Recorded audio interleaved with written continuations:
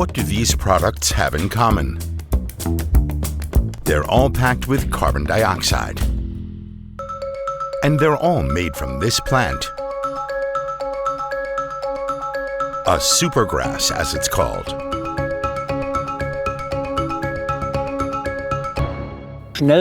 Fast-growing, sustainable and renewable, because it just regrows every year with minimal input.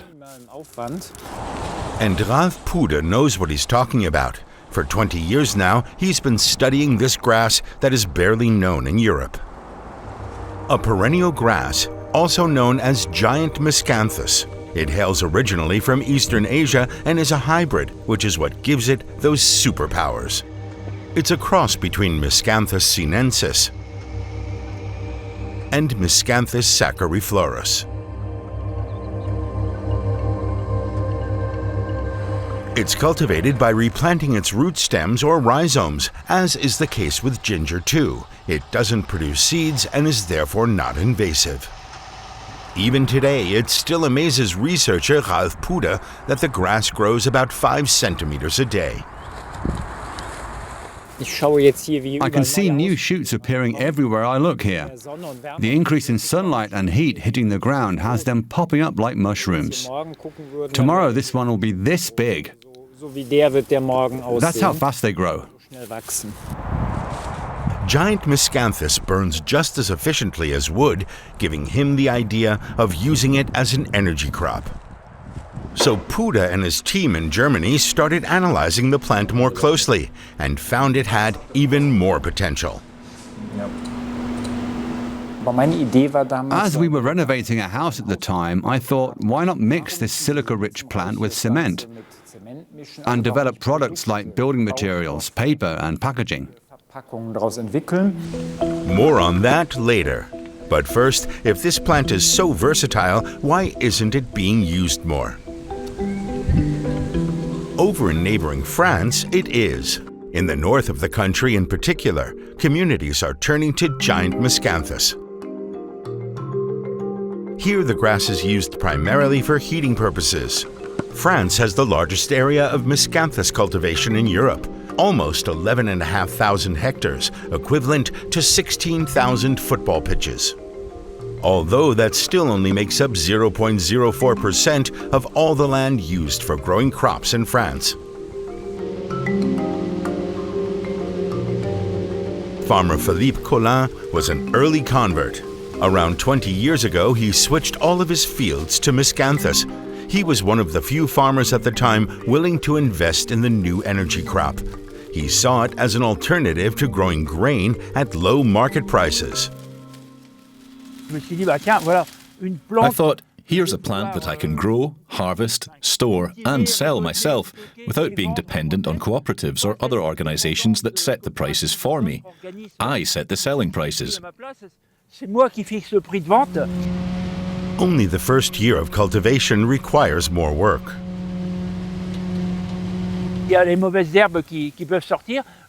get weeds coming up, so you have to either hoe with a weeder or weed chemically.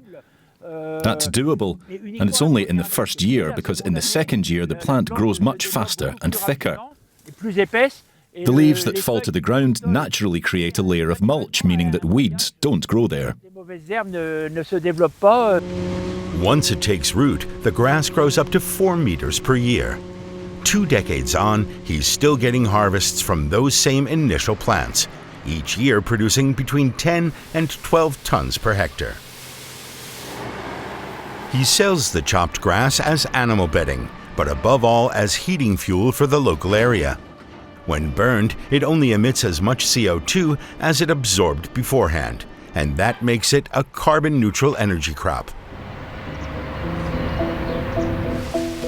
Philippe Collin has also started planting the grass on municipal land. In Angers-sur-Somme, it's used to heat the village hall, the kindergarten, and the elementary school, as well as the village library and canteen. During the colder months of the year, the chopped-up Miscanthus is stored next to the town hall. The mayor has worked out the financial benefit to the village. Our small authority saves 14,000 or 15,000 euros a year on heating, which is huge. This year, the community has planted further areas of land with Miscanthus. Those fields and the farmers lie near an area used for extracting drinking water. Miscanthus also captures the nitrates that are already present and purifies the water, so conditions in water catchment areas are even better than in a meadow. Essentially, it serves as a natural filter, and the nitrates even help to boost the plant's growth. Back in Germany, the greenhouse at the University of Bonn is being used to test coarse Miscanthus fibers as a plant substrate. The CO2 remains stored in the material far more than in most other energy crops. Tomato plants need a rooting medium to grow into before being supplied with nutrients via irrigation.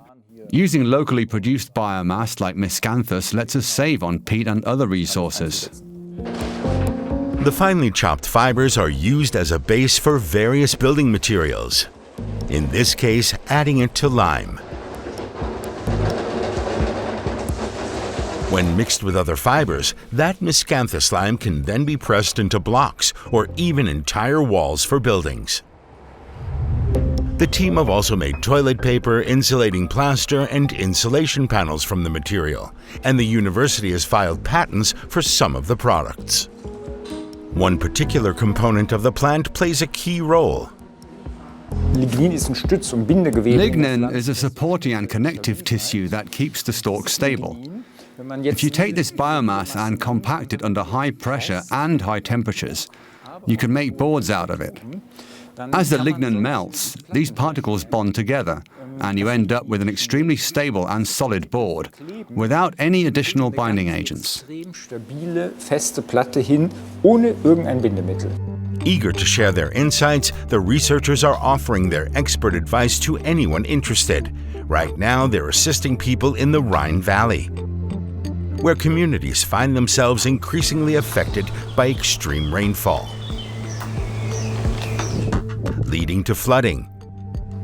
The heavy rain also washes away the fertile, humus-rich topsoil. Tests conducted by the University of Bonn show how Miscanthus can help. The team simulate flooding on a freshly harvested field. The mulch layer left by the plants slows down the water runoff. It keeps the soil moist and attracts earthworms, which in turn loosen up the soil, enabling more water to seep into the ground. This small town started growing Miscanthus last year, and a further 25,000 euros has been allocated for this year too.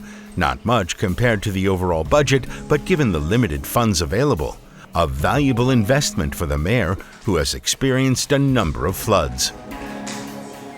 The growing frequency of these events is noticeable, and I expect it to increase further, which is why it makes sense to take precautions and prepare for the impact of climate change. For the town, a cost-effective form of prevention that could also be of interest to communities in other countries. Former students of Professor Puda have plans to cultivate a similar grass in their native Gambia.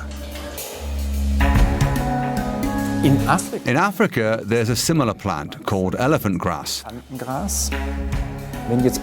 What's useful for insulation against the cold here also works against the heat. And in Africa, that's what's needed more, protection from the summer heat.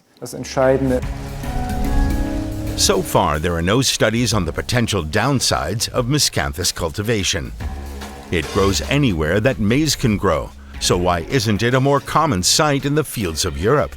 Nobody seems to have an answer. Ralf Puda suspects it's because the traditional agricultural sector wouldn't earn much from it.